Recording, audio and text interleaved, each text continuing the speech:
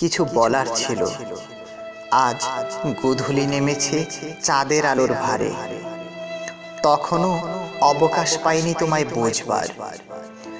বুকের মাঝে শিরশিরে এক টান নিয়ে আমিও চলতে শিখে গেছি আজকাল।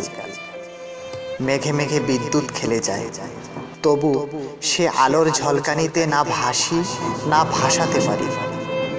একতরফা আলোড়নে সে বিদ্যুৎ খেলে না, তা যেমন তুমি জানো তেমনি আমিও।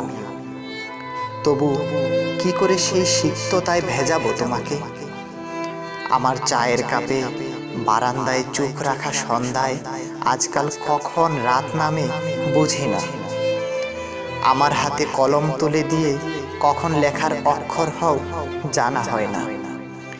টেবিলে ক্ষতিপূরণের হিসাব নিকাশ করতে গিয়ে প্রায়শই মনের ক্ষতিপূরণের ক্যালকুলেশন ভুলে যায়।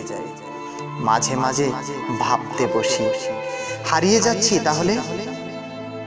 কেন তোমাকে নিঃশব্দে বলা হয় না? কেন বা সেই দূর থেকে কাছে এসেও আরো দূরে আমি?